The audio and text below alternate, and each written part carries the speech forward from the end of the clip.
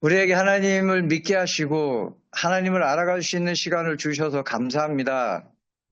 아멘. 지난 주간에는 구약 오버뷰를 했었고 오늘부터는 신약을 하려고 합니다.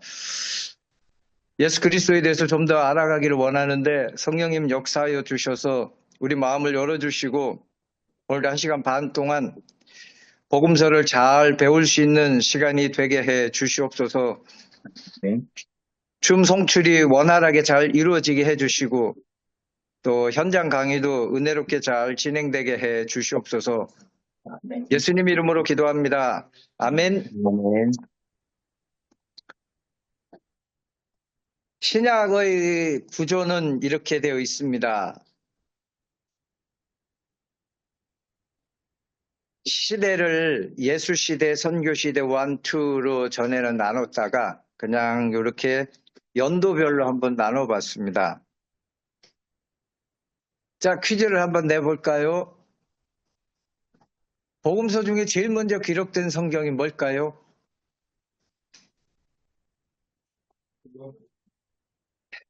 그게 그렇게 보면 요한복음이 아니라 여기 집사님 여기 맨 뒤에 그거 말고 뒷장 네, 그거 하면 돼.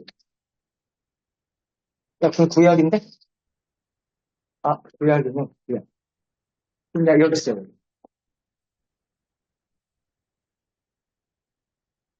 거기 보니까 맨 밑에 AD 62년 옆에 어느 복음서가 있죠? 누가복음. 64년경에 마가복음. 70년경에 마태복음. 그리고 90년경에 요한복음이 쓰였습니다. 그럼 제일 먼저 쓰인 복음이 뭘까요? 누가복음이에요. 우리 한국교회에서는 마가복음이라고 많이 알려져 있던데 제일 먼저 쓰여진 복음은 누가복음입니다. 그래서 신약은 복음서 4권, 역사서 1권, 그리고 서신서가 이렇게 되어 있습니다. 바울서신서, 일반서신서, 또 요한계시록 이렇게 되어 있는데 오늘은 복음서를 좀 보고 다음 주에는 역사서 또 서신서를 이렇게 넘어가도록 하겠습니다. 복음서예요. 예수님은 30년대에 승천을 하셨잖아요.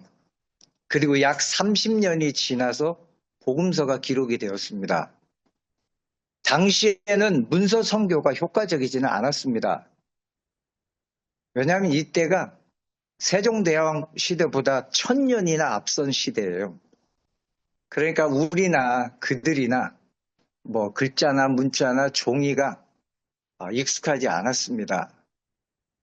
그래서 지배계급도 글을 잘 몰랐고 책값도 너무 비쌌고 누구나 성경을 소유할 수 없었기 때문에 문서 선교는 쉽지 않았지만 그런데 어느덧 예수님에 대한 1차 증인들이 세상을 자꾸 떠나고 있었어요. 죽어가고 있었고 그래서 예수님을 직접 증언할 수 있는 사람이 없다 보니까 예수는 누구고 무슨 말을 했고 어떻게 살았고 죽었는지 그것을 기록할 필요가 있었습니다. 그래서 기록한 책이 복음서예요. 신약 성경 중에 복음서가 제일 먼저 기록된 건 아닙니다. 여기도 나왔듯이요. 누가복음이 제일 먼저 기록이 되었지만 60년대에 기록이 됐잖아요. 이거보다 먼저 기록된 성경이 있긴 합니다. 혹시 뭘까요? 신약 성경 중에 제일 먼저 기록된 성경은 뭐라고 생각하십니까? 또 제가 힌트를 드릴까요? 1. 야고보서, 2. 마태복음. 뭘 것 같아요? 야고보서가 제일 먼저 쓰였습니다. 그 다음에 갈라디아서. 복음서가 제일 먼저 쓰인 건 아니지만 오늘은 복음서니까 복음서가 제일 먼저 쓰여진 것부터 해서 살펴보려고 합니다. 가장 먼저 쓰여진 책이 누가복음이라고 말씀을 드렸죠. 누가복음과 사도행전은 같은 저자가 같은 원독자에게 보낸 편지입니다. 그래서 누가복음과 사도행전의 저자는 바울의 동역자였고 주치의였던 누가가 기록을 했다고 봅니다. 누가복음에 의학적인 용어가 많이 나옵니다. 그래서 누가가 의사였지 않았을까 그렇게 보고 있고, 또 이 누가는 팔레스타인 지리에 아주 어둡습니다. 이름도 그렇고 팔레스타인 지리도 잘 모르고, 그래서 누가는 이방인일 것이다. 그래서 신약 성경을 쓴 유일한 이방인이 누가입니다. 이방인, 하나님은 언제나 눈높이로 이렇게 역사하신다고 말씀을 드렸잖아요. 그러니까 이방인에게 쓸 때는 이방인 저자를 통해서 쓰시더라고. 그래서 누가복음은 이방인인 누가가 이방인에게 쓴 복음서가 누가복음입니다. 기록 연대는 제가 60년대 초반이라고 말씀을 드렸죠. 왜 그렇게 보느냐 하면 누가복음은 사도행전보다는 먼저 기록이 되었습니다. 사도행전을 보면 바울이 로마 감옥에 2번 갇히는데 1차 투옥이 60년에서 62년이에요. 그런데 사도행전을 보면 1차 투옥에서 풀려나는 그 이야기가 암시가 있습니다. 그렇게 한 62년 전에 누가복음이 쓰여졌다고 볼 수 있고, 그리고 사도행전에 보면 바울이 풀려난 이야기는 있는데 풀려난 이후에 순교하기까지 67년에 순교했다고 보거든요. 67년에 순교할 때까지 기록이 없고 64년부터 68년까지 있었던 네로 박해에 대한 기록도 없고 70년에 있었던 예루살렘 성전 파괴에 대한 기록도 없습니다. 그렇기 때문에 사도행전은 아무리 늦어도 바울이 순교했던 67년 이전에 기록되었다고 보고, 누가복음은 사도행전보다 먼저 기록되었기 때문에 바울이 2번째 잡혀간 64년 이전, 그리고 풀려나기 막 전인 62년쯤 로마에서 기록되었지 않았을까 그렇게 봅니다. 너무 말을 이게 여러 가지를 해서 잘 이해가 되는지 모르겠습니다. 누가복음이 그래서 기록된 장소는 로마였을 것으로 보고 있습니다. 누가복음의 원독자는 누굴까요? 제가 원독자라는 말을 많이 쓸 건데요. 원독자는 처음 성경을 받은 사람을 원독자라고 해요. 성경은 우리를 위해서 쓰여졌지만 우리에게 직접 주신 성경은 아니잖아요. 그러니까 처음 성경을 받은 사람을 원독자라고 합니다. 누가복음은 사도행전하고 누가복음이 누구에게 편지를 쓰고 있죠? 데오빌로여라고 원독자 이름을 쓰고 있어요. 로마의 고위 관리인 데오빌로에게 사도행전과 누가복음을 쓰고 있습니다. 이때 데오빌로를 비롯한 로마인들은 로마의 기독교가 하도 많이 이렇게 퍼지고 있으니까 어떤 고민이 있었느냐 하면 과연 이방인인 우리도 유대인처럼 구원을 받을 수 있는가? 하나님 나라에 들어갈 수 있는가? 갈 수 있다면 그 증거가 무엇인가? 이런 고민이 있었고 그 고민에 대해서 해답으로 쓴 것이 누가복음이고 나중에 또 한 번 더 사도행전을 쓰게 됩니다. 누가복음에 나오는 예수님은 잃어버린 자를 찾아 구원하러 오신 메시아. 특별히 조금 더 정확하게 이야기하자면 이방인을 구원하러 오신 메시아로 기록하고 있어요. 왜 그럴까요? 이방인에게 쓰고 있잖아요. 그 이방인들이 우리 이방인들도 유대인들이 믿는 기독교를 믿을 수 있는가? 우리도 믿으면 구원받는가? 그런 고민을 하고 있는 그들에게 편지를 쓰면서 예수님은 이방인을 위해서 온 거야. 그렇게 쓰고 있는 게 누가복음이에요. 그래서 누가복음 잘 한번 읽어보시면요. 이제 누가복음을 읽으시면서 이걸 보셔야 돼요. 누가복음에서 자, 또 한번 질문을 보내드릴까요? 누가복음에 나오는 신앙이 좋은 사람은 유대인일까요? 이방인일까요?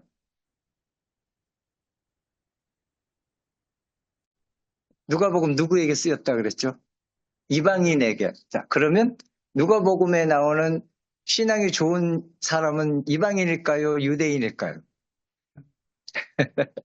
유대인에게. 자, 누가복음에는 복음서 중에 길이는 제일 길지만 어느 한 곳에서 유대인이 칭찬받는 곳이 없습니다. 전부 이방인이 칭찬을 받아요. 선한 사마리아인 이야기 아시잖아요. 선한 사마리아인이 길 가다가 강도 만난 사람의 이웃이 누구였다고 나오죠? 네, 유대인들은 다 지나갔지만 선한 사마리아인이 이웃이었다. 그리고 10명의 문둥병자가 고침을 받았는데 그 중에 한 명만 와서 감사를 표했습니다. 누구라고 나와 있죠? 이방인이에요. 사마리아인이에요. 그리고 나병입니다. 병든 종을 살리기 위해 친구들을 그리스도께 보냈던 백부장. 이스라엘에 그만한 믿음을 가진 자가 없다라고 칭찬을 받았던 사람도 로마 군인 백부장이었고, 가장 심각한 것은 13장에 보면 하나님 나라에서 이스라엘이 쫓겨나고 이방인들이 그것을 차지할 것이다. 이렇게까지 누가는 쓰고 있습니다. 그러니까 쭉 보면요. 누가복음은 이방인들을 위한 복음서구나 하는 것들은 읽어보면 금방 이해가 갈 거예요. 그럼 한번 정리를 해보죠. 누가복음에 가장 많은 칭찬받는 사람들은 다 누구라고요? 이방인입니다. 기록 목적이 이방인도 하나님 나라에 들어갈 수 있는가? 거기에 대한 답이기 때문에 이방인들에 대해서 이렇게 호의적으로 많이 쓰고 있습니다. 그리고 또 하나 이 로마인들이 어떤 고민을 하고 있느냐면 예수 그리스도를 사형시킨 사람이 로마잖아요. 로마에 의해서 공식적으로 사형이 집행된 그 예수를 로마인인 우리가 과연 하나님으로 받아들일 수 있는가? 여기에 대한 고민도 있었어요. 그래서 누가복음에 보면 아주 친절하게 예수님을 재판했던 사람이 빌라도잖아요. 로마의 그 총독 빌라도가 예수님은 죄가 없다를 3번이나 이야기를 합니다. 그러니까 로마의 총독인 빌라도가 예수님의 무죄를 3번이나 선포했다. 고로 예수님은 믿을만하다.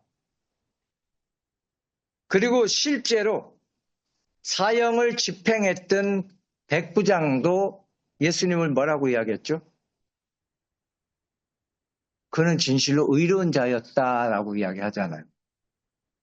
그리고 자신의 종을 고쳐주도록 그리스도께 요청했던 가버나움의 백부장도 로마 군인의 장교잖아요. 이 로마 군인도 예수님이 이스라엘에서 이만한 믿음을 찾아보기 어렵다. 자, 이게 지금 로마인들은 몇 명이나 여기 쓰고 있죠? 빌라도, 그 다음에 예수님을 실제로 처형한 백부장, 그리고 가버나움의 백부장까지 3명을 동원해서 이 군인들도 예수를 믿을 만큼 예수는 믿을 만한 분이다. 이 누가복음이 강조를 하고 있습니다. 그리고 로마에서는 또 하나 지금 현재 바울이 감옥에 갇혀 있어요. 로마 감옥에 바울과 기독교의 지도자인 두 지도자 바울과 베드로가 둘 다 로마 감옥에 지금 갇혀 있습니다. 오늘날은 억울하게 감옥을 가는 사람들도 많지만 예전에는 감옥에 갇히면 굉장히 인식이 안 좋았어요. 그래서 빌립보서를 보면 빌립보 교인들이 바울이 감옥에 갇혀 있다는 것 때문에 되게 걱정을 많이 하고 있었어. 과연 우리가 로마의 공식 죄인인 빌립보가 로마의 식민지였잖아요. 거기는 식민지가 우리나라가 일본의 식민지였던 그런 것이 아니라 로마와 준하는 로마가 누리는 모든 권력, 권리를 같이 누리고 있는 그 도시를 식민지라고 했어요. 그러니까 빌립보 시민들이 굉장히 자부심을 가지고 있는 것은 우리도 로마 시민과 동등한 어떤 위치에 있다.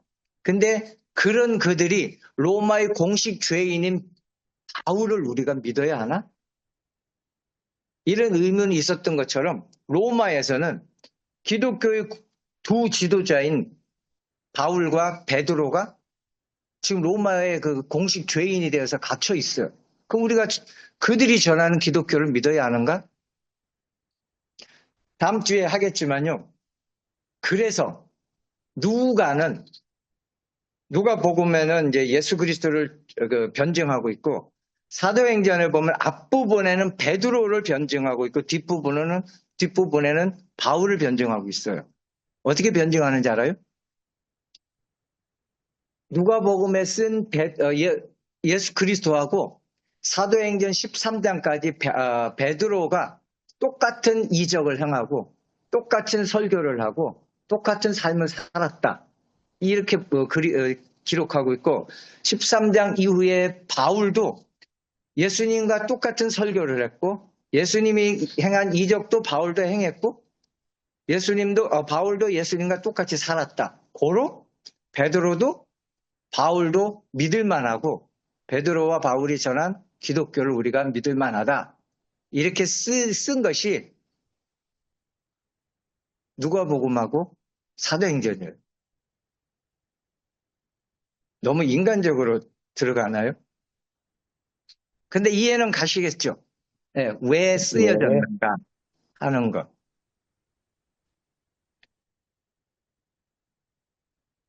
그리고 로마인들이 또 하나 되게 그들은 굉장한 시민으로서 문화적인 시민이라고 자부심이 굉장히 강했어요.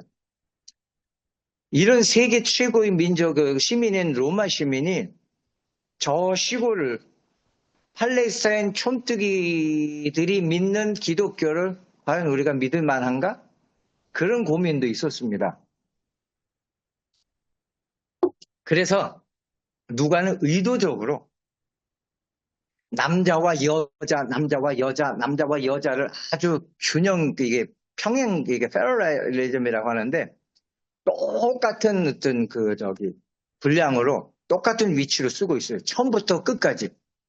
맨 처음에 사가랴와 그의 아내 엘리사벳이 나오잖아요. 그리고 마리아와 요셉 이야기. 그리고는 또 누가 나오느냐면 시몬과 안나, 사렙다 과부와 나만 장군, 가버나움 백부장과 나인성 과부 등 남녀를 아주 동등하게 기록을 하고 있어요. 누가복음이 62년도에 기록이 됐잖아요. 여러분 우리나라 신라 시대가 언제 세워졌죠?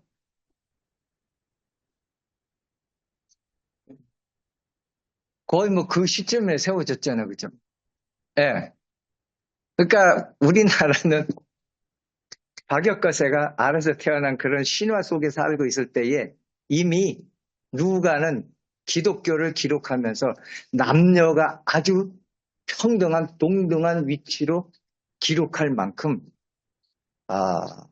굉장히 수준 높은 그리고 발전한 종교가 기독교다 하는 것들을 보여주고 있습니다.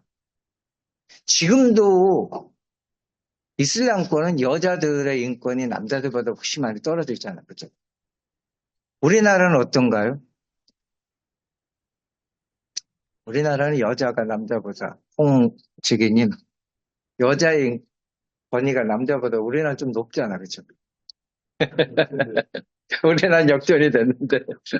아무튼, 처음에 하나님이 아담의 갈비뼈를 빼서 하와를 만드시고 돕는 배필이라고 이야기했잖아요. 이게 캐내구도라는 말인데 돕는 맞수라는 뜻이에요. 우리는 돕는 배필하면은 현모양처 생각하고 그냥 예전에 조선시대에 삼종 지도를 생각하면서 그렇게 아주 조용하게 남편을 이렇게 섬기는 그런 아내를 생각하는데 그게 아니라 카운터파트야. 이게 우리말로 표현하면 여당과 야당인 게 완전히 반대인 같은 위치, 동등한 위치 반대편에. 그래서 이 하와를 처음에 만들 때도 캐내고도는 동등한 입장의 반대편이라는 뜻이거든. 처음부터 하나님은 여자와 남자를 이렇게 우열로 만드신 것이 아니라 동등하게 만드셨고, 그리고 누가복음에도 남자 여자 남자 여자 남자 여자를 아주 동등한 개념으로 이미요 AD 60년경에 이렇게 기록을 하고 있습니다.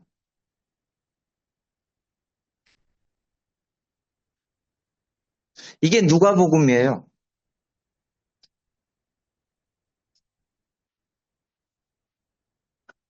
자, 한번 정리를 하겠습니다. 누가복음은 언제쯤 기록이 됐다고 말씀드렸죠? AD 62년, 60년에서 62년 정도. 62년. 사도행전은요? 사도행전은 사도 바울이 순교하기 전 67년도에 네로에 의해서 순교를 했으니까 그 전, 그러니까 62년에서 67년 사이. 근데 사도행전에 누가가 전에 기록했다고 이야기하잖아요. 그러니까 누가복음이 사도행전보다 먼저 기록되었기 때문에 60에서 62년 정도 됐다고 볼 수 있고, 누구에게 기록한 책이죠? 이방인을 구원하러 오신 예수님, 이방인에게 쓴 책. 그래서 누가복음은 온통 이방인 이야기가 많이 있는데, 누가복음에서 우리가 또 이제 몇 가지 좀 살펴볼 수 있는 게 하나가 있는 것은, 엘리야와 누가복음의 기록은 평행이라고 그랬어요. 세례 요한하고 예수님도 아주 동등하게 기록을 하고 있습니다. 그럼 세례 요한이 신인가? 한번 읽어보셔요. 세례 요한하고 예수님하고 너무나 탄생 이야기부터 어린아이 시절까지를 똑같이 기록하고 있고, 세례 요한이 탄생하기 전에 그의 어머니, 아버지 이야기가 나오고, 세례 요한을 낳을 것에 대해서 이렇게 찬양을 한 게 사가랴의 노래가 있잖아요. 사가랴의 베네딕투스라고. 그리고 마리아도 예수님이 탄생하기 전에 마리아의 노래가 또 있잖아요. 이만큼 세례 요한하고 예수님에 대해서도 굉장히 동등한 입장으로 기록하고 있고, 남자와 여자도 동등한 입장으로 기록하고 있고, 그 다음에 엘리야와 엘리사, 그리고 그러니까 구약에 엘리야가 먼저 왔잖아요. 그 다음에 엘리사잖아요. 그리고 세례 요한과 예수, 엘리야와 엘리사, 세례 요한과 예수도 똑같이 묘사를 하고 있습니다. 엘리야가 어디에서 살았죠? 광야에서 금욕생활하면서 살았잖아요. 세례 요한은 어디서 살았죠? 광야에서 금욕생활하며 회개운동과 부흥운동을 일으키는 사역을 했거든요. 그리고 엘리사는 어디에서 사역을 했느냐면 갈릴리 중심의 도시 중심으로 사역을 했고, 예수님은 어디서 사역했죠? 갈릴리 중심의 도시에서 사역을 했고, 심지어는요, 엘리사의 제자였던 게하시가 돈에 눈이 멀어서 엘리사를 배반한 적이 있었잖아요. 예수님의 제자였던 가룟 유다가 돈에 눈이 멀어서 예수님을 요것까지도 똑같이 기록을 하고 있어요. 그러니까 엘리사가 일으킨 이적도 예수 그리스도가 일으킨 이적하고 비슷하죠. 그러니까 누가복음에 보면 세례요한과 엘리야, 엘리사와 예수님도 이렇게 동등한 이렇게 관계를 대조하면서 이렇게 기록을 하고 있습니다.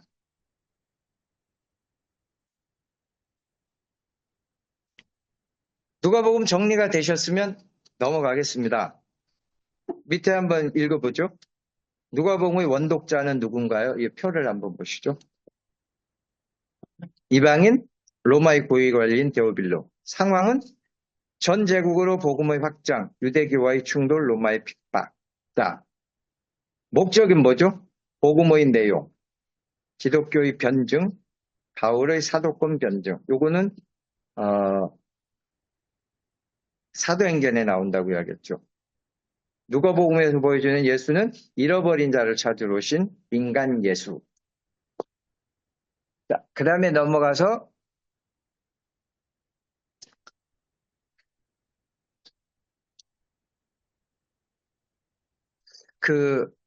저를 한번 보시면 제가 한번 여쭤볼게요. 기독교는 구제하는 기관인가요? 저 교회는 아닌가요? 구제하는, 예, 교회가 구제하는 기관이에요? 아니에요? 교회에서 구제는 어느 정도 위치일까요?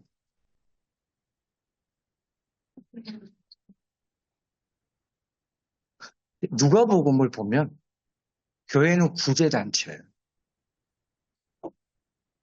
그 누가복음 전체는 누가복음에서 말하는 회개는 지갑의 회개입니다.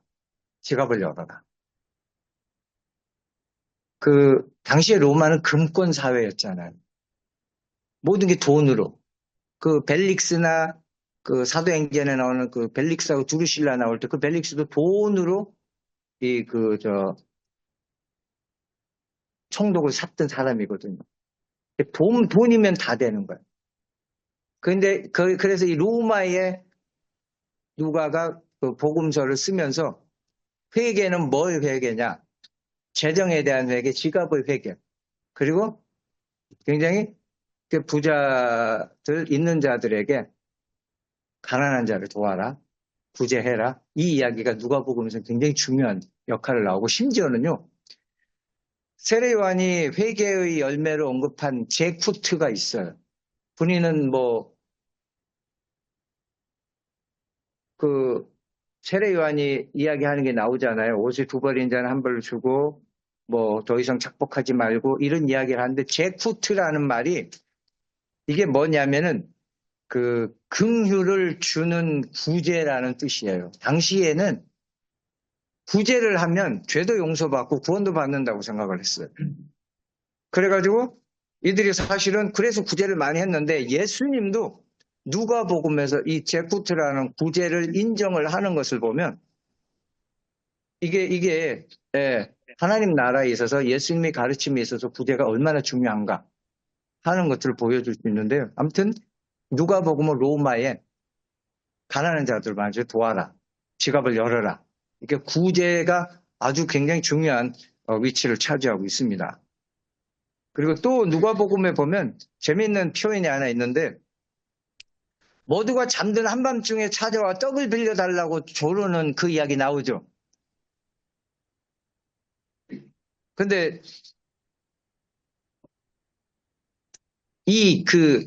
기도는 간청해야 된다. 간구해야 된다. 간절히 기도해야 된다. 그런 이야기를 이렇게 설명을 하기 위해서 예수님이 이 예화를 드는데 이게 히브리어로는 후즈파라 그래요. 후즈파. 간구, 간청. 간절히 기도하고 간절히 요청하는 것은 이거 후즈파인데 후즈파라는 본래 의미는 뻔뻔스러움입니다. 근데 아까도요. 구제가 죄도 용서받고 구원받는 어떤 역할을 한다고 이들이 믿었고 예수님의 가르침 속에도 있었다 그랬잖아요. 간구라는 게 이 후추파라는 게 뻔뻔스러움이에요. 그래서 이게 여기도 지금 이야기하잖아요. 모두가 잠든 한밤중에 찾아와 떡을 빌려달라고 졸라대는 거 뻔뻔스러운 짓이잖아요. 그리고 식구들이 잠자리에 들었다는 핑계로 떡을 못 주겠다는 이것도 뻔뻔스러운 거예요. 어쨌든 떡 가진 사람의 뻔뻔스러움이 떡 빌리러 온 사람의 뻔뻔스러움을 이겼습니다. 졌잖아요. 근데 유대 사회에서는 이런 어떤 예화가 여러 개가 있어요. 뻔뻔스러움이라는. 그러니까 기도할 때에 너무 격식 차릴 필요 없습니다. 그냥 있는 대로 다 달라고 하면 돼요. 애들 길 가다가 보면 뭐라 그래요? 엄마 이거 사줘. 엄마 저거 사줘. 그러잖아요. 뻔뻔스럽잖아요. 근데 엄마니까 이야기하는 것처럼 하나님도 우리에게 이런 식으로까지 간구해 주기를 원하는 것이 후주파라는 그 이야기가 있고, 누가복음에는 또 신구약 성경 전체를 그 표현하는 두 단어가 나오는데 한번 적어 보실래요? 자카르와 파카드라는 단어예요. 자카르, 파카드.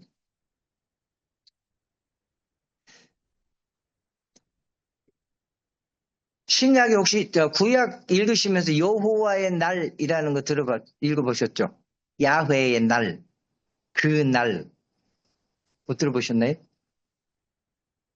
굉장히 많이 나오는데. 요엘서에도 야훼의 날, 요한복음에도, 요한계시록에도 야훼의 날, 하나님 심판의 날이라는 의미로 나오고, 본래는 이 이스라엘 백성들의 신앙의 중요한 두 가지 축이 자카르와 파카드라고 있잖아요. 자카르에서 파생된 게 스가랴고, 스가랴에서 파생된 게 사가랴예요. 세례 요한의 아버지 이름이 사가랴잖아요. 사가랴가 성전에 제사를 도우러 들어갔을 때에 가브리엘이라는 천사를 만났죠. 근데 가브리엘이 사가랴를 만나면서 하는 이야기가 있습니다. 기억나셔요? 뭐라고 이야기했는지? 하나님이 네 기도를 들었어? 듣고 응답하기 위해서 나를 보냈다. 그래서 네 안에 엘리사벳에게 아이가 있을 것이다. 사가랴가 자카르에서 유래됐다고 말씀드렸죠. 자카르라는 말은 기억하다라는 뜻이에요. 그래서 하나님은 우리가 기도하면 그 어떤 기도든 다 기억하고 계셔요. 이게 자카르, 스가랴, 사가랴라는 뜻입니다. 이스라엘에서 제일 많이 짓는 이름이 뭔지 아시겠어요? 제가 이 시점에서 이 질문을 던지는 이유가 뭘까요? 제일 많이 짓는 이름이 뭘까요? 사가랴 또는 스가랴예요. 스가랴. 왜냐하면 하나님은 우리가 기도한 것은 다 듣고 기억하신다. 그리고 때가 되면 직접 오셔서 돌보시다. 이게 파카드예요. 파카드. 한번 보실래요? 자, 여러분, 이스라엘 백성이 애굽에 노예로 살고 있었잖아요. 그러니까 하나님이 이들을 구원해 주시기 위해서 먼저 뭘 하게 하시죠? 부르짖게 하시잖아요. 부르짖게 하시고 그거 기억하시고 때가 되니까 누구를 보내셨죠?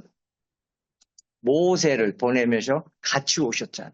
같이 오셔서 그 모든 이적을 일으키시고 이들을 포로에서 구해내셨어요.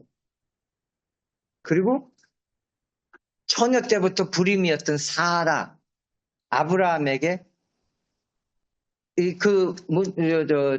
문장 전후 문맥을 보면 사라하고 아브라함이 무지 기도를 많이 했어요. 우리 성경에는 많이 안 나오지만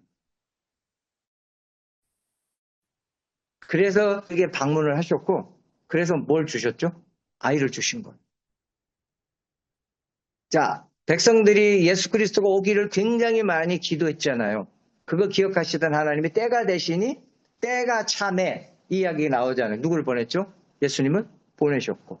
그리고 나중에 예수님의 재림도 똑같은 의미로 오는 거예요. 그래서 신구약 전체를 하나님의 역사하심을 나타내는 단어를 자카르와 파카드라고 합니다. 자카르는 기억하시다. 파카드는 직접 오셔서 돌보시다. 그래서 이 누가복음에 보살핌을 받는 날, 보응을 받는 날 이런 이야기가 여러 곳에 나와요. 이 이야기를 이제 이야기하고 있는 거고 다른 성경에는 없는데 이 이야기가 나옵니다. 자, 처음으로 말씀드렸어요. 자카르와 파카드 기억해 주시고 또 하나 아까 우리가 기도하는 간구하는 기도는 뭐라고 말씀드렸죠? 후주파, 뻔뻔스러운 그러니까 앞으로 여러분 너무 고상하게 기도하려고 하지 마시고, 물론 뭐 장로님들이 대표 기도로 올라가실 때는 좀 고상하게 하셔야겠죠. 그러나 하나님과의 1대1 기도는 뻔뻔스럽게 하시는 겁니다. 어쩌면요, 그런 이야기도 유대에 있어요. 하나님 왜 너한테 기도 안 들어주는지 아느냐? 너무 고상하고 너무 예의 차리면서 기도하니까 하나님도 예의 차린다고 안 들어주신다. 그런 이야기가 있는 거예요. 실제로. 그래서 이 성경에 예수님이 누가복음 전체에서 후주파라는 걸 우리에게 이야기하잖아요. 뻔뻔스러워. 그러니까 기독교를 너무 어렵게 생각하시면 안 됩니다. 기도도 어렵게 생각하시면 안 돼요. 자, 넘어갑니다. 두 번째 쓰여진 책이 뭘까요? 일단요, 두 번째는 마가복음입니다.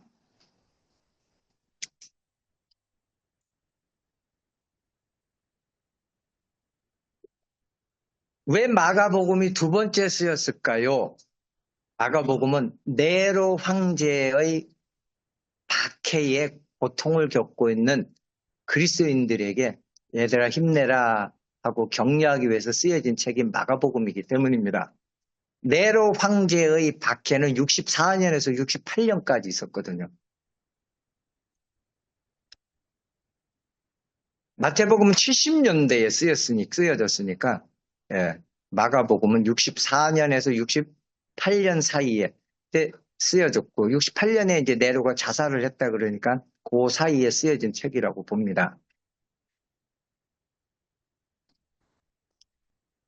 자, 그래서 마가복음이 짧잖아요. 마가복음에는 이 언제 죽을지 모르는 그리스도인들을 격려하기 위해서 쓰여졌기 때문에 마태복음에 그렇게 많이 나오는 설교가 여기는 하나도 안 나옵니다. 비유는 4개 나오고 18개 이상의 이적 이야기가 나오는 거예요.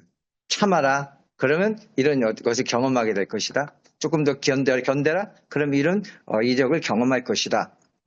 그래서 이 마가복음에는 설교는 없고 이적과 기적 이야기가 18개 이상 많이 나오고 있습니다. 그리고 곧 즉시라는 긴박한 그런 내용을 많이 두고 있고요. 그래서 예수님도 어떤 예수님으로 나타나느냐? 고난받고 섬기는 종으로 이렇게 메시아를 묘사하고 있습니다.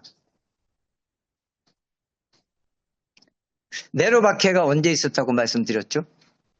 64년에서 68년. 근데 마가복음 13장에 보면 AD 70년에 있었던 성전 파괴 이야기는 없습니다.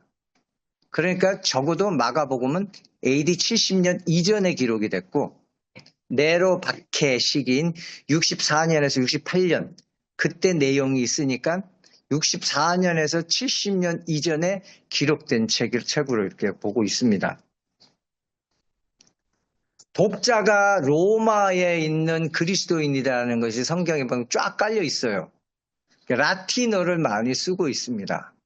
말, 레기온, 데나리온, 고드란트, 브라이도리온 뭐 이런 라틴어를 많이 쓰고 있고 시간을 계산하는데도 로마의 시간법을 계산하고 있어요. 2경, 3경 이거 들어보셨죠? 이 로마의 시간법이에요. 마가만 구레네 시몬을 알렉산더와 루포의 아버지라고 말을 하고 있어요. 다른 복음서에는 그렇게 안 쓰고 있는데 근데 로마서에 보면 로마에 루포와 그의 가족이 있다고 나와 있는 것을 보니까 이 로마에 이렇게 편지를 쓰면 거기에 이제 이렇게 아는 사람이 있다라는 것을 암시하는 그런 내용을 보여주고 있어서 이 마가복음은 네로 박해 때의 그 기독교인들을 위로하기 위해서 쓰여진 책이 마가복음입니다. 자, 여러분, 네로가 왜 기독교인을 그렇게 박해를 했을까요?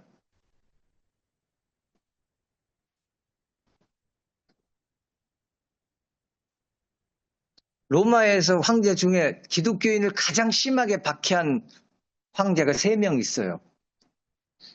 네로가 있고 베스파스티안이 있고 그 다음에 도미티안이 있는데 누가 제일 심하게 박해했을까요? 우린 네로라고 생각하죠. 네로는 3위입니다. 랭킹 3위. 도미티안이 가장 심하게 박해했고 그 다음에 그 예루살렘을 파괴했던 티토 아버지 베스파시티안이 두 번째로 심하게 박혔고 네로가 세 번째로 심하게 했는데 아무튼 뭐 심하게 했다고 해서 약한 건 아니고 무지무지 심하게 박해를 했는데 당시에 로마에는 기독교인들에 대한 일반적인 오해가 있었어요. 이것 때문에 되게 싫어했는데 하나는 뭐였느냐면 그들은 전부 신은 형상을 만들었잖아요. 근데 기독교인은 신의 형상을 만들지 않는다 해서 무신론자라고. 로마에서 제일 무식한 사람은 무신론자였어요. 그래서 싫어했어요. 로마에 한 30만 개 정도의 신이 있었다 그러거든요. 그리고 한 사람이 한 2천 개 정도의 신을 섬겼대요. 그 정도인데 그들은 또 섬기는 신은 다 형상을 만들었는데 기독교인들이 형상이 없다고. 그래서 무신론자라고 비난을 했고 또 하나는 주의 살과 피를 먹는다고 해서 성찬식을 하잖아요. 그래서 식인 종교라고 이제 오해를 했고 그 다음에 우리 서로 형제 자매라고 부른다고 야 쟤네들은 근본도 없이 없는 놈들이라 근친상간 한다고 해서 또 비난을 했고 기독교인들만 허용되는 아가페라는 애찬이 있었어요. 아가페. 그들이 예배드리기 전에 꼭 밥을 먹었는데 그걸 아가페라고 했거든.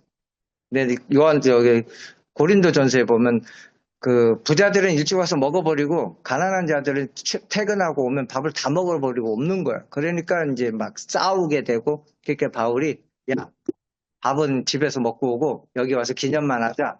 그게 이제 오늘날 성찬식의 유래가 거기서부터 생긴 거예요. 근데 교회는 요즘 애찬식을 안 하잖아요. 근데 이제 우리 청직이나 지금도 계속 애찬식을 하는데 본래는 예배 드리기 전에 아가페라는 이름으로 먼저 식사를 했어요. 근데 공동취식한다고 또 이들이 되게 비난을 했고 그 다음에 경기장이나 극장이나 향락가를 출입하지 않는다고 또 우리 같으면 안 하는 게 더 좋은 건데 안 한다고 또 비난을 받았습니다. 아무튼요 기독교인들은 이런 식으로 많이 비난을 받았는데 그렇다고 이들이 이것 때문에 박해를 받지는 않았습니다. 결정적인 박해는 로마의 대화재가 일어났잖아요.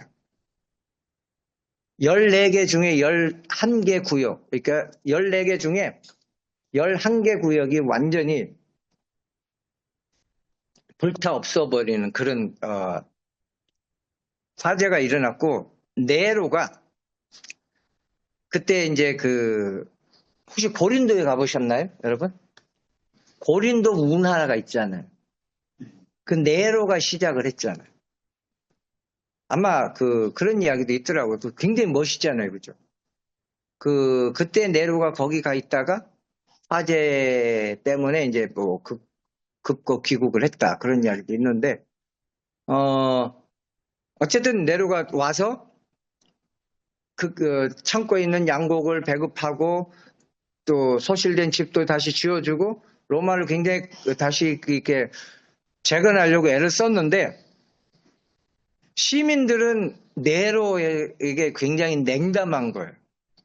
어떤 이제 소문이 퍼졌느냐면 네로가 지금 기존의 로마의 실증을 느끼고 불이 난 저 공마단 지역에 새로운 로마를 건설하고 싶어하는 꿈을 꾸고 있었다고. 그래서 새로운 로마를 건설하기 위해서 불을 질렀다. 그래서 어떤 이야기가 나왔는데 예전에 트로이 전쟁 때 트로이 불이 났었잖아요. 어마어마하게 화려하게 불이 났던 것처럼 네로가 로마에 불이 난 것을 트로이에서 불난 것을 연상하면서 이렇게 창밖을 내다보며 악기를 타고 악기를 연주하고 시를 읊었다 뭐 어떤 그런 소문까지 나서 백성들이 네로에 대해서 굉장히 부정적으로 이렇게 불신을 하기 시작을 했고 이게 걷잡을 수 없이 커지는 거예요. 그러니까 이제 네로가 희생양이 필요했고 그 희생양으로 기독교인들을 이제 뒤집어 씌운 거예요. 기독교인이 불을 질렀다. 어차피 로마에서 기독교인들이 아까 제가 말한 5가지로 사람들에게 굉장히 부정적인 이미지를 비춰줬는데 결국 이들이 불을 질렀다. 그래가지고 이제 기독교인들을 잡아들이기 시작을 합니다. 타키투스라는 역사가가 뭐라고 써놨느냐면요. 기독교인 사형 집행을 오락삼아했다. 그러니까 이들은 기독교인을 잡아다가 오락하듯이 기독교인을 죽이는 거예요. 짐승의 가죽을 입혀 맹수에게 찢기게 하였고 십자가에 처형했고 밤중에 거리를 비춰줄 가로등 대신에 저들을 매달아 콜타르를 칠한 후에 불을 질렀다. 어떤 때는 기독교도들을 살해하는 연극을 만들고 네로 자신이 관객과 섞여 구경하거나 실제로 전차를 몰고 등장하여 기독교인을 죽이는 어떤 그 행위를 하기도 했다.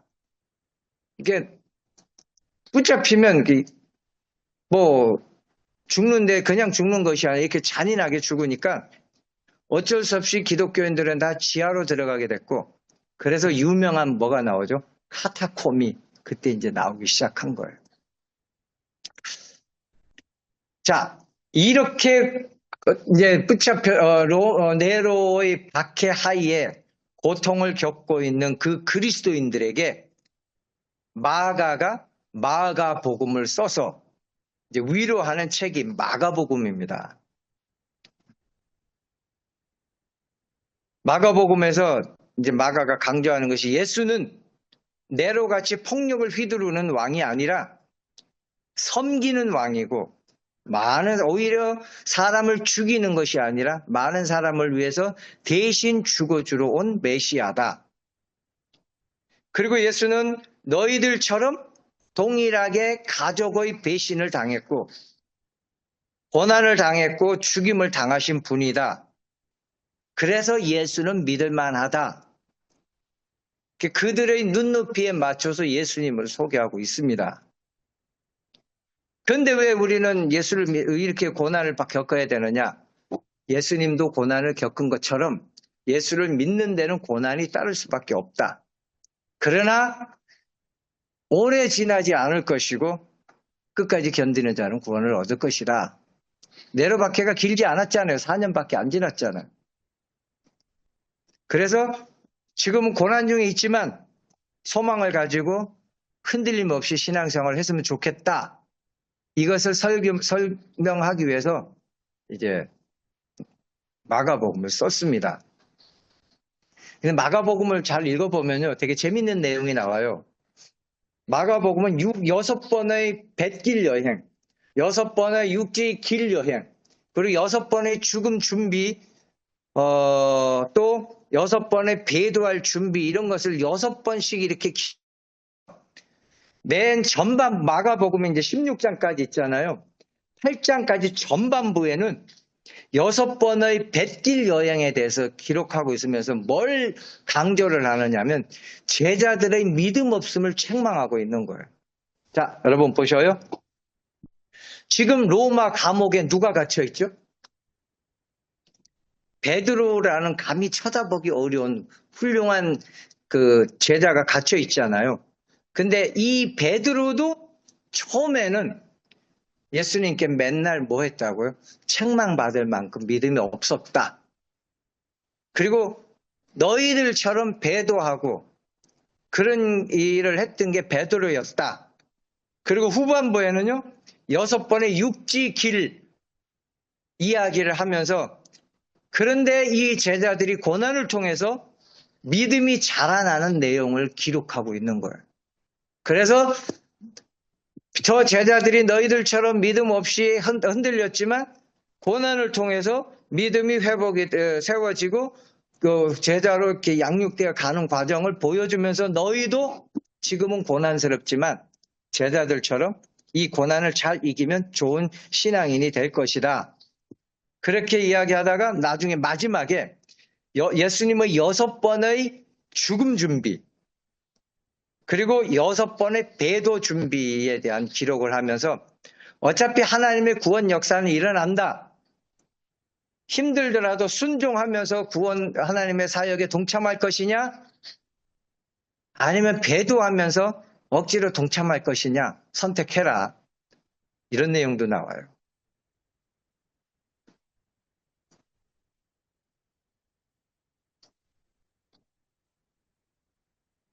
이게 마가복음입니다. 홍금란 지기님 마가복음 이해 가시나요? 너무 정신없나요?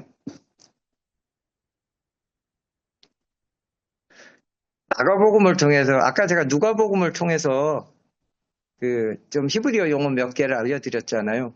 마가복음을 통해서 우리에게 또 주는 교훈들이 몇 개 있는데 한번 들어보실래요? 이런 이게 있습니다. 깨끗한 자가 하나님 나라에 들어가는 게 아니라 하나님 나라에 들어감으로 깨끗해진다. 여러분 어떻게 생각하셨나요? 우리의 사고방식을 바꾸잖아요. 우리는 깨끗해져야 하나님 나라에 갈 수 있다고 생각했죠. 그러나 마가복음이 우리에게 말씀하시는 것은 하나님 나라에 들어가야 깨끗해진다. 죄가 있어서 예수님께 못 오는 게 아니라 예수께 와야 죄 문제가 해결된다. 이것을 우리에게 말씀하고 있고, 두 번째, 우리가 하늘나라로 가는 게 아니라 하늘나라는 누가 가지고 왔죠? 예수님이 가지고 오셨잖아요. 예수님이 가지고 오신 하나님 나라에 우리가 합류하는 거지. 예, 하나님 나라는 우리가 가는 것이 아니라. 지금요, 한국 기독교가 되게 문제가 생긴 게 가는 하나님 나라 때문에 이게 한국 교회가 힘이 없어진 거예요. 그래서 이 세상은 잠시 살다가 천국 갈 때까지 잠시 머무는 세상이라고 생각하고 주일 성수와 예배만 강조하지 실제로 가정생활, 사회생활, 현실에서 생활에 대한 강조를 많이 안 하는 게 한국 기독교예요. 그러나 여러분 하늘나라는 예수가 여기로 가지고 오신 거예요. 새하늘 새 땅은 우리가 가나요? 오나요? 하늘에서 내려오잖아요. 그러니까 요걸 우리가 잘 기억을 해야 돼요.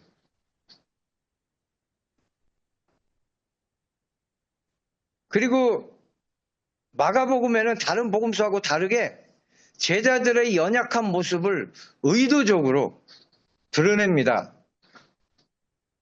제자들의 모습과 원독자들의 모습을 동일시해서 원독자들로 하여금 야, 제자들도 처음엔 너희들처럼 믿음이 없고 많이 흔들리고 배도했다.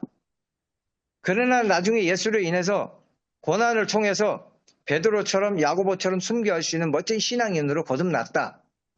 너희도 지금 흔들린다고 너무 염려하지 말고 이 고난을 잘 이겨내면 베드로처럼 야고보처럼 훌륭한 신앙인으로 성장할 것이다. 이걸 이제 보여주고 있는 게 마가복음입니다.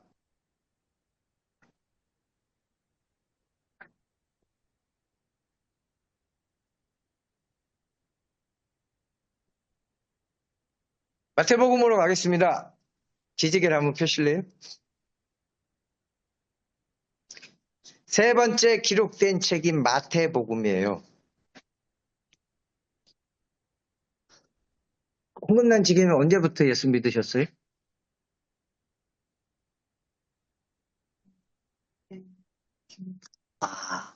장로님 언제부터 믿으셨어요? 중학교 2학년 때. 강영근 장로님 언제 믿으셨어요?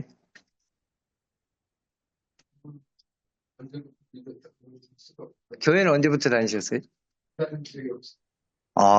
모태신앙이구나. 김영수 집사님 언제부터 다니셨어요? 초등학교 때. 그럼 고영규 교장은 언제부터? 예? 청년 때. 교회에서 성탄절이 오면 성극하잖아요. 해보셨어요? 동방박사 이렇게. 저는 동방박사 2 역할을 해봤는데. 동방박사가 나오는 성경은 어딜까요?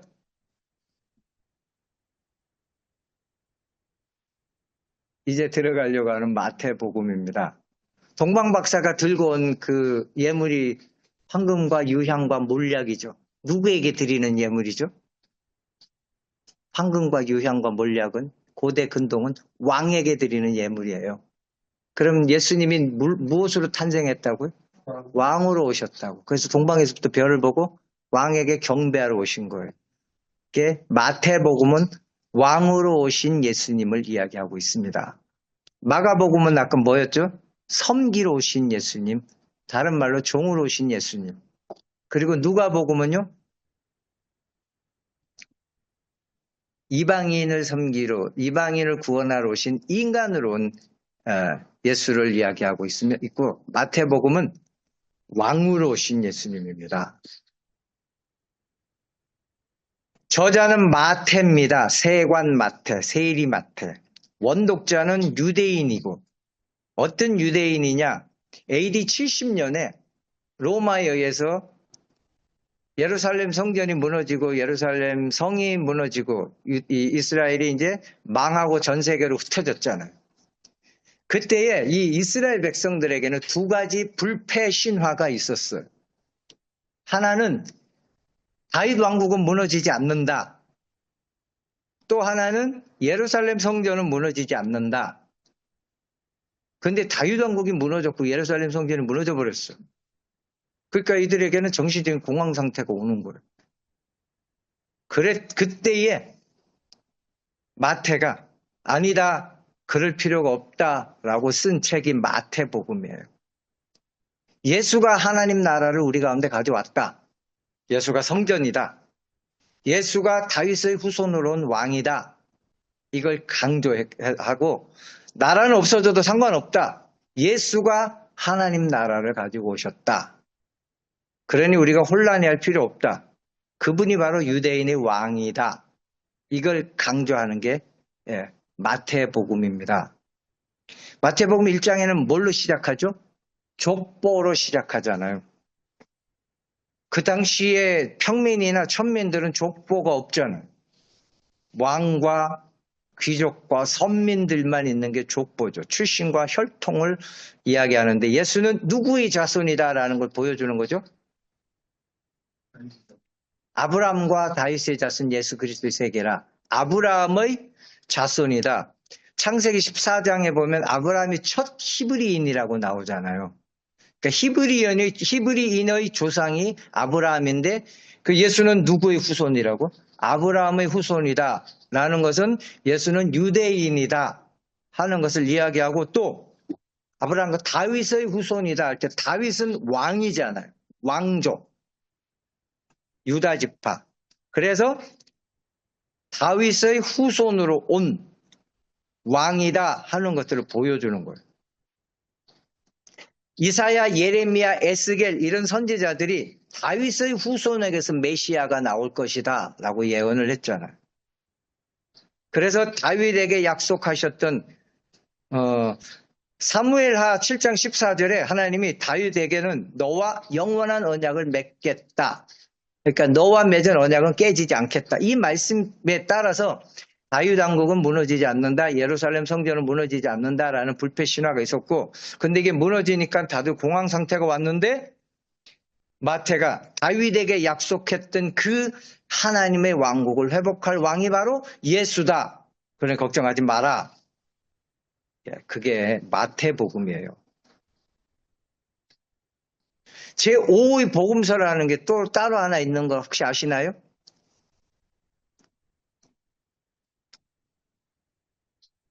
마태, 마가, 누가, 요한복음 말고 또 다른 복음서라고 하나 하는 게 있어요. 예? 예. 히브리서를 제5의 복음서라고 하기도 합니다. 근데 히브리서는 자, 마태복음은 왕으로 오신 예수님이고 그 다윗의 후손, 아브라함 후손으로 온 예수인데 이 마태복음인데 히브리서는 사독과 아론의 후손으로 온 예수 그리스도를 보는 거예요. 그래서 멜기세덱 이야기가 나오고 예수님을 대제사장이라고 이야기하잖아요. 그래서 그들은 유대 지파에서 예수가 왔다고 유대 지파라고 인정을 안 하고 아론과 사독 후손으로 예수님이 왔다고 그렇게 이야기하는 게 히브리서예요. 나중에 히브리서 할 때 말씀을 드릴게요.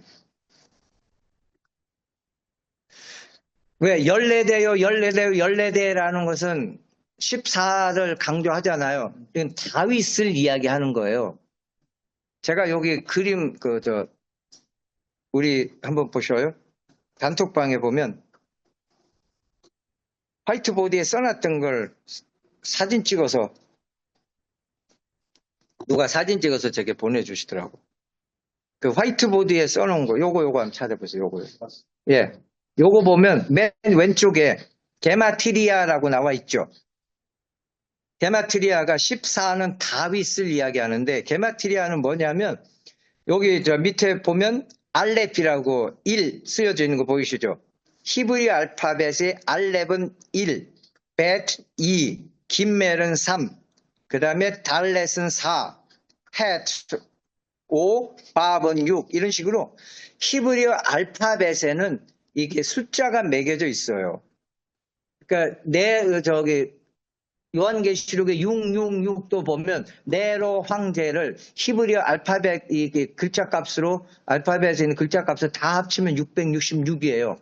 적그리스도는 네로 황제였고 네로 황제가 666이라고 이 이스라엘 백성들은 자기들이 사용하는 법이 게마트리아라는 사용법으로 이제 그 암호로 썼으니까 여기도 보면 근데 네 번째 보면 달렛이라는 숫자 값이 4잖아요.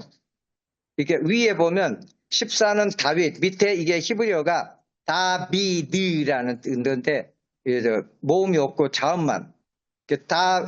달렛이 4, 비드 할 때 비가 이게 6이고 그 다음에 또 달렛이 4, 그래서 합치면 14. 이건 다윗을 나타내는 거예요. 그래서 아브라함부터 다윗까지 14대요. 그 다음에 또 14대. 어떤 때는 14가 모자라는데 맞추기 위해서 몇 명을, 넘으니까 맞추기 위해서 몇 명을 뺐고, 그 다음에 세 번째는 또 남으니까, 모자라니까 마지막 이름을 한 번 더 써서 14에다가 맞춘 거예요. 다윗이라는 이야기. 예수는 다윗의 후손이다라는 것을 강조하려고. 그러니까 유대인들에게 쓰는 성경이니까 예수는 다윗의 후손, 아브라함의 후손으로 유대인이고 다윗의 후손으로서 왕이다. 그러니 이스라엘이 무너졌다고 다윗 왕조가 무너졌다고 걱정하지 마라. 이 이야기를 지금 하고 있습니다. 그리고요. 하나님 나라가 무너져서 고민하고 있는 이들에게 모세가 처음에 하나님 나라를 가지고 왔잖아요.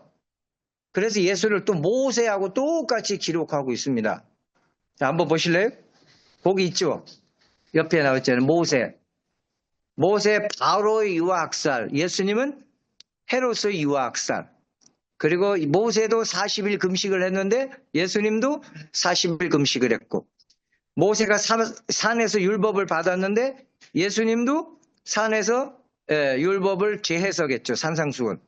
그 다음에 10가지 이적을 모세가 행했고 예수님도 10가지 이적을 행하고 그리고 모세가 광야에서 먹였죠. 만나와 메추라기를. 예수님도 광야에서 오병이어 기적을 일으켰고 모세가 6일 후에 변화됐고 예수님도 6일 후에 변화산에서 변화되었고 모압 평지에서 모세가 5가지 설교를 했는데 예수님도 마태복음 전체를 보면 5가지 설교예요.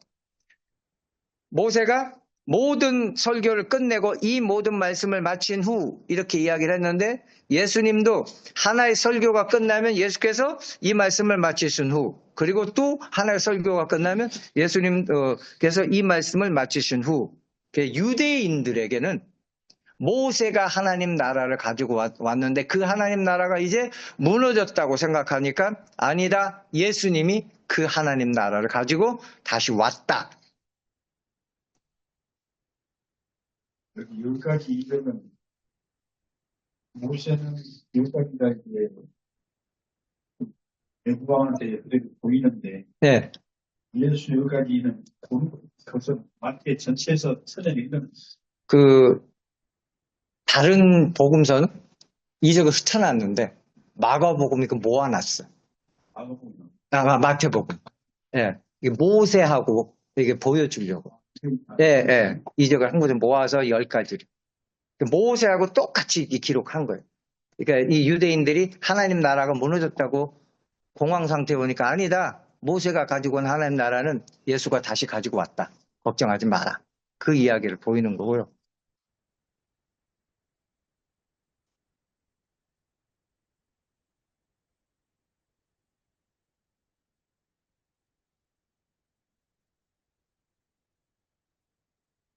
누가복음은 아까 잃어버린 자를 찾아오신 메시아, 이방인을 구원하러 오신 메시아라 그랬죠. 그래서 누가복음에 맨 먼저 예수의 탄생을 맞이한 사람이 누구죠? 들에서 양친 목자들이었잖아요. 당시에 가장 낮고 부정한 존재가 목자들이거든요. 이들은 유대인들이 아닌 이방인이었고, 근데 마태복음은 누가 나타났죠? 동방박사가 유대인의 왕으로 나신 아기가 어디 있느냐 하고 황금과 유약과 몰약으로 경배하러 왔다. 이렇게 마태복음 왕, 누가복음은 이방인을 구원하러 온 예수를 이야기하고 있고, 그 다음에 누가복음에는 예수님의 탄생을 뭐라고 이야기하느냐면 온 백성에게 미칠 기쁨의 소식이라고 이야기를 하고 있고, 마태복음은 유대인의 왕으로 나신 아기가 어디 있나이까 하고 유대인의 왕을 강조하고, 시험 이야기에서도 마태복음에 보면 마지막 시험을 통과한 예수님 이후에 사탄이 예수님에게 공생의 기간 내내 쩔쩔매요. 왕으로 인정을 하게 됩니다. 나중에는 사탄이 예수님에게 귀신이 신앙 고백까지 하잖아요. 그리고 군대 귀신을 쫓아낼 때도 제발 우리를 저기 보내주십시오 하고 간구하고 간절히 구하기도 하고, 마지막에 마태복음 끝에 뭐라고 이야기하느냐, 하늘과 땅의 모든 권세를 내게 주셨으니 내가 누구다? 왕이다. 바로 예수는 왕으로 이 땅에 오신 메시아다. 마태복음입니다. 하나 남았습니다. 요한복음이에요.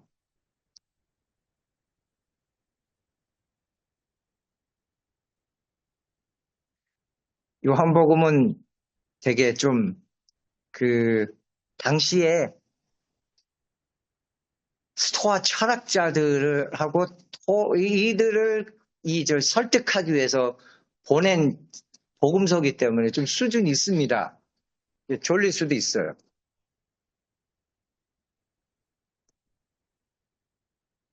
(20분) 안에 이제 요한복음을 끝내겠습니다. 요한복음의 원독자는 소아시아에 있는 에베소에 있는 유대인 기독교인들이에요. 에베소. 이방에 있는 에베소. 에베소 가보셨죠? 우리 고영규 교장님 2번 가보셨죠? 터키에 있잖아요. 터키. 에베소. 거기 가면 요한의 무덤이 있잖아요. 에베소에. 같이 가셨어요? 김영식 선생님?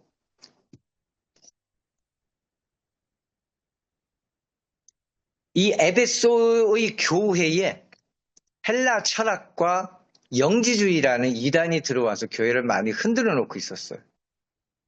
그들에게 영생을 주시는 하나님의 아들은 예수다. 예수가 영생을 주는 분이다. 그러니까 헬라 철학하고 영지주의가 영생에 대해서 굉장히 관심을 많이 가지고 있고, 영생을 주는 존재는 그들 나름대로 헬라 철학에서는 로고스를 이야기하고 있고, 또 영지주의에서는 하늘과 땅을 연결하는 어떤 신비로운 지식이 있어야지 영생을 얻을 수 있다.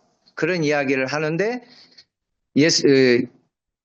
사도 요한이 아니다. 영생을 주시는 분은 예수다. 그 이야기를 이제 쓰고 있는 것이 요한복음이에요. 기록 연대는 90년대라고 말씀을 드렸잖아요.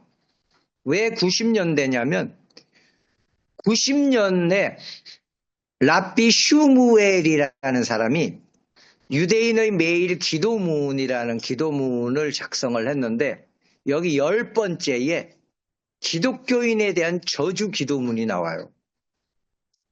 기독교도들에게 아무런 희망이 없게 하시고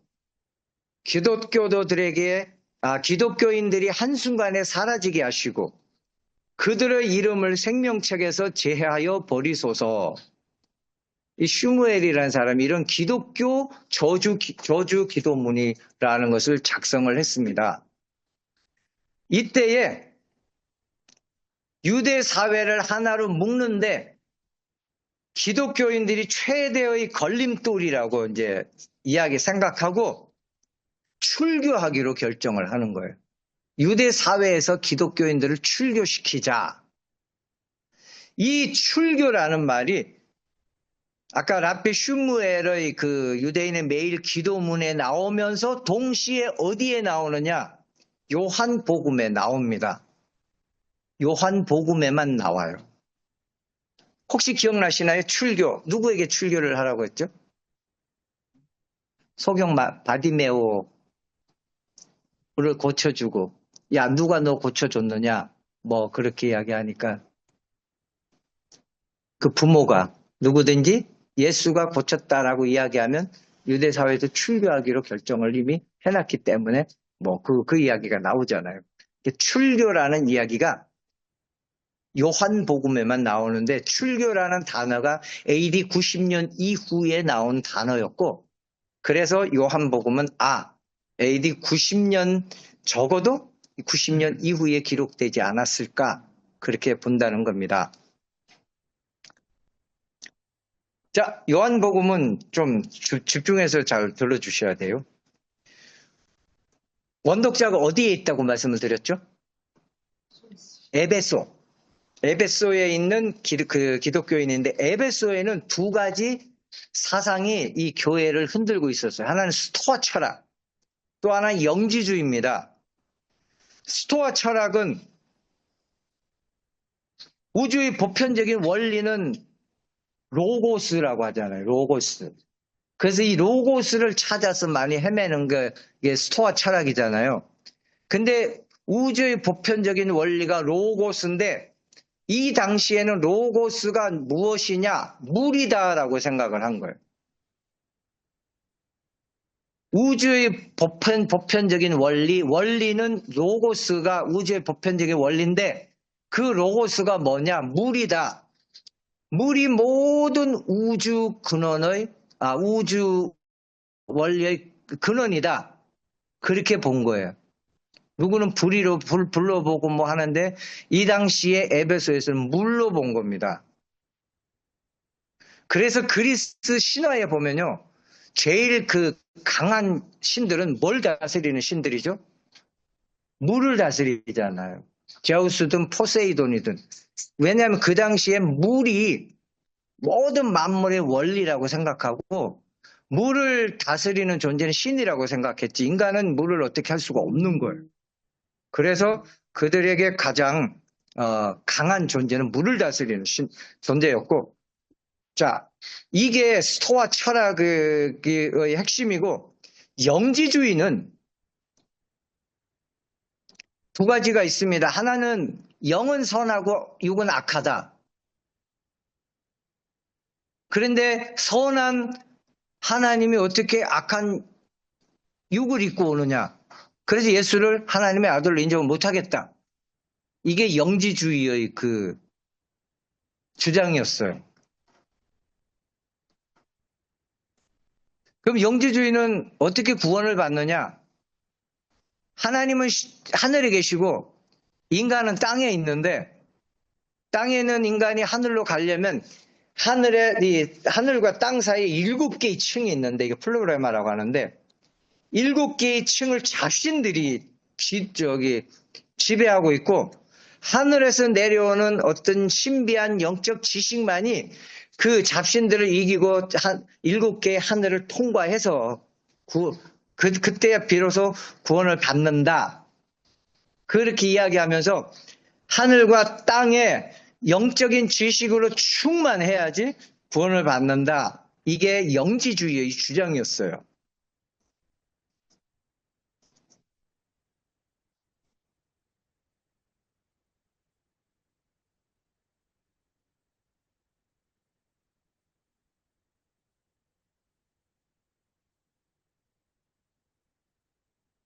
자, 이제 제가 정리를 할게요.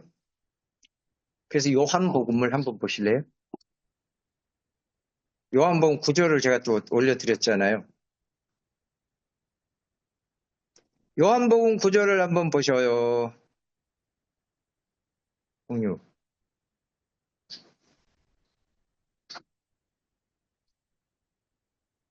요한복음 9절 한번 보셔요.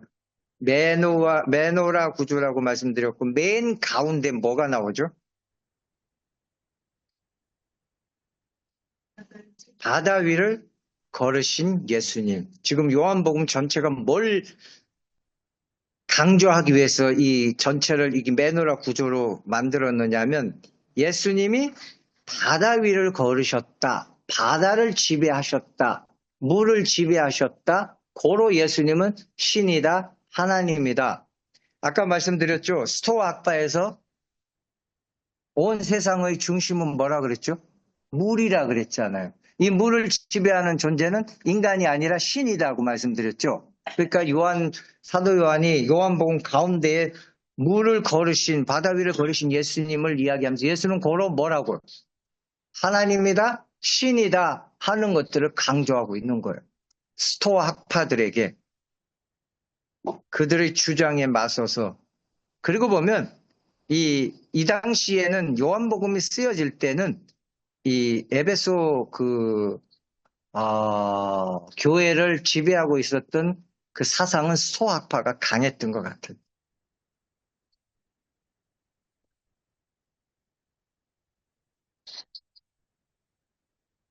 그리고 영지주의가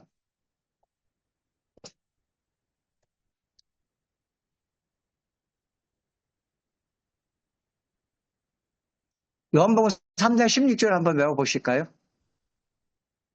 하나님이 세상을 이처럼 사랑하사 독생자를 주셨으니 누구든지 그를 믿는 자는 멸망치 않고 뭘 얻는다고? 영생을 얻게 하려 하십니다. 영생을 언제 준다고요?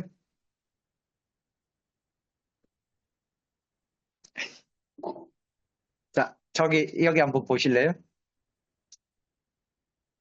당시 그 에베소에 두 가지 사상이 있었다 그랬죠. 하나는 스토아파. 만물의 핵심은 원리는 물이다. 로고스인데 그 로고스가 물이다. 그 다음에 또 하나는 영지주의가 있어요. 영지주의가. 그래서 영지주의가 육은 악하고 영은 선하고 그래서 악한 육이 근데 하나님은 선하고 인간은 악하고 육을 입고 있으니까 이 악한 인간이 선한 하나님이 있는 하늘로 올라가려면 구원을 얻으려면 영생을 얻으려면 하늘과 땅 사이에 있는 7개의 층을 가득 뭘로 채워야 된다 그랬죠? 영적인 지식으로 채워야지 그래야지 영생을 얻는다. 그래서 이걸 플로레마라고 해서 충만이라고 그랬어요. 충만. 이 영지주의에서 말하는 플로레마. 그러니까 하나님 이게 뭐냐면 우리가 영생을 얻으려면 어떤 영적 지식으로 하늘과 땅 사이를 가득히 충만히 채워야 한다. 그래서 요한복음에 충만이라는 말이 나옵니다. 이 영지주의 용어예요. 그 다음에 에베소와 골로서서에 가면 또 충만이라는 단어가 나와요. 요즘 우리가 많이 부르는 그 충만이라는 노래와는 다른 겁니다. 영생을 얻으려면 영적 지식으로 충만해야 한다. 그들에게 아니다. 영생을 누가 준다고요? 아까 하나님이 세상을 이처럼 사랑하사 독생자를 주셨으니 누구든지 그를 믿는 자는 멸망치 않고 영생을 얻게 하려 하시며 영생은 누가 준다고요? 예수가 준다. 이걸 지금 요한복음이 강조하는 거예요. 영지주의에서는 영생을 얻으려면 하늘과 땅 사이에 충만한 영적 지식으로 채워야 영생을 얻는다라고 하는데 그게 아니라 그 충만이 누구냐? 예수다. 스토아 철학이 말하는 만물의 근본 원리인 물이 누구냐? 예수다. 그 물을 다스리는 존재가 예수다. 이걸 이야기하고 있고 영지주의가 말하는 하늘과 땅에 충만한 영적 지식이 영생을 주는데 그 충만한 영적 지식이 바로 예수 그리스도다. 이걸 강조하는 게 요한 복음입니다.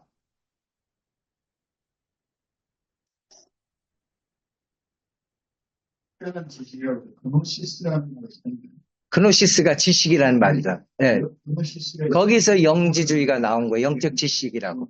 예, 예, 예.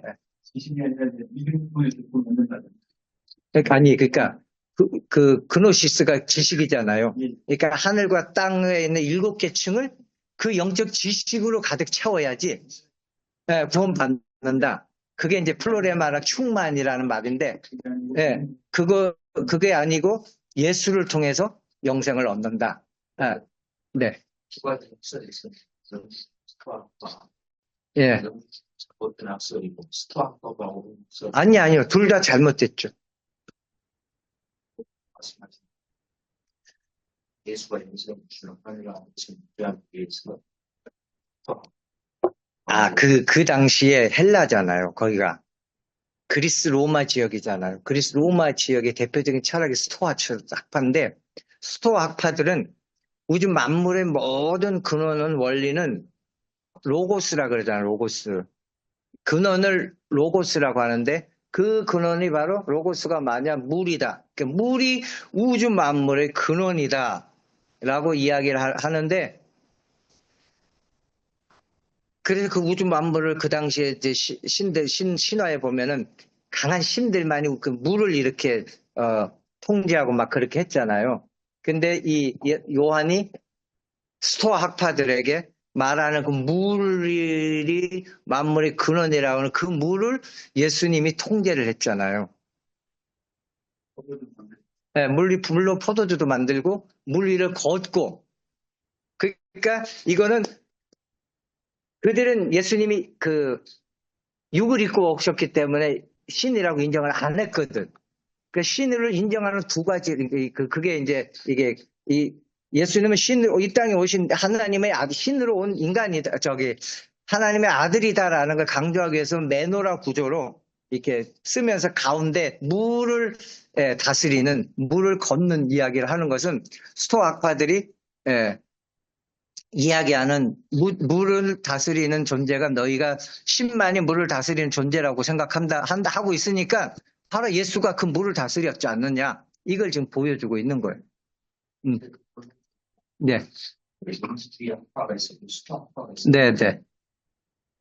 그 요한복음에서 그 스토아 학파가 로고스는 물이다. 네. 근데 물을 다스리고 버리시고 예수님은 이제 요사 스타일링의 스토아과 해석을 그 스토아 학파들을 그러니까 그들은 온 우주 만물의 근본 원리는 로고스잖아요. 그 로고스가 아닌데, 네? 아닌데 로고스라고 인정을 하고 물을 예수님이 그것도 말고 아니에요. 네. 그거를 아니라고 한 게 아니라 태초에 말씀이 계시니라 이야기하면서 이 말씀이 로고스예요. 너희가 말한 우주 만물의 원리가 예수다. 그러니까 제가 지금 다시 말씀드릴게요. 스토아 학파가 우주 만물의 원리가 이제 로고스라는 말이 우주 만물의 원리라는 말이고, 그럼 로고스가 뭐냐? 물이다. 이렇게 이제 생각하고 있는 게 그들이 헬라 철학자들이고, 그러니까 우주 만물의 원리가 이들은 로고스인데, 요한은 우주 만물의 원리가 예수다. 그리고, 네. 영지주의 학파고 네. 헬라 철학. 네, 네. 스토아과의 논리고 영지주의의 논리고 곱신이고 스토아과도 뭐 이제 우리 로고스가 근데 어찌됐든 이게 아무것도 아니다. 영지주의도 엉터리고 스토아과도 엉터리면 그 엉터리의 논리를 왜 예수님을 빗대서 예수님의 논리를 듣고 뭐 우리 어쩌고 저쩌고 그 학설 자체가 그렇죠. 결론적으로는, 진화론 자체가 아무것도 아닌데 네, 또 진화론에다가 예수님을 위해서 예수님이 진화해서 이렇게 됐다 그렇게 머리에서 끝나는 거예요. 이렇게 이 결론적으로는 너희 논리가 맞지 않고 이게 예수가 진리다라는 것을 맞다라는 것을 이제 이야기를 하는 거죠. 근데 진짜 스토아과의 논리가 이런데 학설일 뿐인데 네. 그 학설이 과연 진리냐? 그러면 이제 진리라고 가정을 했을 때 그 진리를 위해 최첨단의 예수님이 계셨다. 그렇게 이제 논리 전개를 하면 이제 뭐 이해가 되는데 스토아과 우리 로고스가 뭐 아무것도 아니에요. 맞아요. 그다음 영집이 이걸 들고 층 있고 저거 이거 다 학설이 저거 다 경찰이 있고 엉터리 철학이 예수님을 해서 요한이 기술을 하는 거 그렇게 설명하셨다. 학설을 자기들의 학설을 했는데 아니, 그 당시 원독자가 원독자가 태어나거나 영주주의자들이기 때문에 그걸 대상자를 위해서 틀렸다는 이 연구실에서 그 이제 연결을 했습니다. 요한이 아니 요한의 수도학파 너희가 틀렸다 이렇게 이야기한 게 아니라 너희가 이야기하는 로고스가 예수다. 그건 지금 맞고 안 맞고의 문제가 아닌 거죠. 진짜 맞고 안 맞고의 문제가 아니라 스토아 학파들이 이야기하고 있는 그것을 요한이 받아들이고 있어요. 그 용어를 쓰면서 너희가 이야기하고 있는 로고스가 예수다. 그 로고스가 그러니까 예수인데 너희가 그 로고스가 물이라고 했잖아요. 그러니까 예수가 이 물을 다스렸다. 그래서 스토아 학파들에게는 뭐 신이고 이걸 어쨌든 떠나서 그건 이제 그 당시 신화가 그러니까 스토아 학파는 로고스가 만물의 원리인데 본래 그 저기 태초에 하나님이 태초라는 말이 그 처음과 시작이라는 뜻이 있어요. 처음은 뭐 하고 시작이라는 뜻인데 시작이 그 저기 아르케라고 이게 근본 원리라는 뜻도 있어요. 이거 아무튼 정리를 할게요. 요한복음은 그 에베소에 있는 스토아 학파들이 만물의 우주 그 근원이 로고스다. 로고스는 물이다. 이렇게 이야기하는 그들에게 이 로고스가 예수다. 그리고 예수가 이렇게 그 너희들이 말하는 그 물을 다스리는 존재다. 이렇게 이야기를 하면서 그 스토아 학파들에게 이 예수를 전했고 또 하나 영지주의에게 너희가 말하는 그 땅과 하늘을 가득 채우는 그 영적 지식이라고 너희들은 이야기하는데 그게 바로 예수다. 그 이야기예요. 그래서 너희는 이렇게 어마어마한 영적 지식을 채워야지 하늘로 이렇게 구원을 받는다라고 이야기하는데 그렇게 하늘과 땅을 연결하는 그 영적 지식, 플로레마 충만이 바로 예수다. 이제 이런 식으로 해서 요한이 그쪽에 있는 그 영지주의와 스토아 학파들 너희가 잘못됐다라고 하는 게 아니라 너희가 말하는 로고스가 예수다. 너희가 말하는 그 영적 지식 충만이 예수다. 이렇게 이야기하면서 이제 요한복음을 풀어나가고 있는 거예요.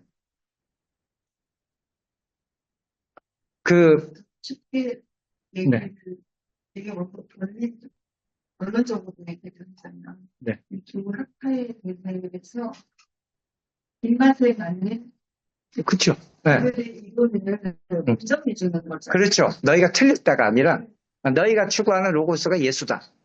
너희가 말하는 그 영적 지식이 예수다. 그 영적 지식으로 영생을 얻는다고 했는데 바로 예수가 영생을 얻는 그 존재다. 그리고 너희가 말하는 우주 만물의 원리가 로고스라고 이야기하고 그 물이라고 하는데 예수가 바로 우주 만물의 원리다. 그 예수가 그 물을 다스리는 존재다. 그렇게 해서 이제 배척하는 게 아니라 그들이 믿는 그것을 받아들이면서 그게 예수다. 그게 예수다라고 정리를 해주는 거죠. 여러분 모세오경이요. 당시에는 이집트와 이스라엘과 메소포타미아가 한 지역이었어요. 그러다 보니까 창조 이야기가 많이 떠들잖아요. 그 비슷한 이야기가 많이 이렇게 떠돌아다녀요. 근데 이 메소포타미아하고 저기 그 이집트에도 창조 이야기가 성경 창조 이야기가 비슷하거든요. 근데 다른 거는 성경에는 하나님 한 분이 창조했다고, 다른 데는 여러 신들이 창조했다라고 이제 이야기를 해요. 그 모세가 정리를 한 거예요. 너희가 틀린 게 아니라 너희가 여러 신이 창조했다고 한 이 창조를 바로 여호와 한 분이 창조했다. 이렇게 정리한 것이 창세기예요. 이해 가시나요? 마찬가지로 헬라 철학자 너희들이 로고스라고 이야기하고 물이라고 이야기하는 게 이게 예수다. 그리고 영지주의자가 너희들이 영생을 얻는 것이 영적 지식이라고 했는데 그 영적 지식이 바로 예수다. 이렇게 이제 정리를 해주고 있는 거죠. 내가 이야기 잘 했는지를 모르겠어요. 장로님 이해 가셔요? 아주 깊이가 엄청나게 깊이 들어가는 장로님 것 같습니다. 감사합니다. 사실은 우리가 이제 로고스 그러면은 이성적으로 생각하는 뭐 이런 거를 저는 로고스다, 이성 뭐 이런 거를 예, 그렇게 생각하고 있었는데 또 물이다라고 하니까 또 새롭게 예.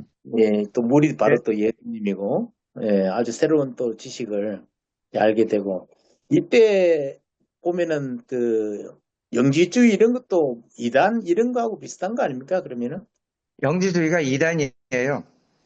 이단이죠? 이단인데 요한이 지혜롭게 그들을 설득을 하고 있는 거죠. 네. 영지주의 때문에 요한복음이 쓰여졌고요. 예. 영지주의 때문에 영지주의가 육으로 오신 예수를 부인하잖아요. 예. 그래서 육체로 오신 예수님을 정리해야 될 필요가 있어서 그래서 사도신경이라는 신앙 고백서가 영지주의 네. 때문에 만들어진 거예요. 아, 예. 예, 영지주의가 육은 악하고 영은 선한데 어떻게 선한 하나님이 악한 육을 입고 오느냐, 못 믿겠다, 못 받아들이겠다.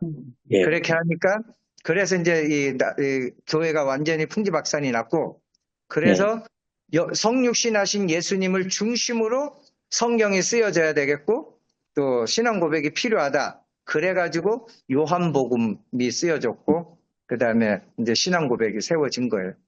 네. 하나님이 이단을 그냥 이단이- 이단을 통해서 교회가 더욱더 성숙하고 발전할 수 있는 그 계기로 만들어 주신 거죠. 그런 것 같네요, 그러니까. 네. 아, 여기까지 하겠는데요. 설명이 어려워서 죄송합니다. 요한복음은 그래서 아까도 말씀드렸죠. 이게 굉장히 그 당시 철학자들에게 그들에게 맞춰서 복음을 전하는 거라서 좀 쉽지 않다고 말씀을 드렸는데 저희 표현력이 좀 더 쉽게 못 전해드렸네요. 아무튼 오늘 여기까지 하겠습니다. 감사합니다. 네, 목사님 감사합니다. 네, 목사님 고맙습니다. 수고하셨습니다. 장로님 들어가세요. 안녕하십시오. 네.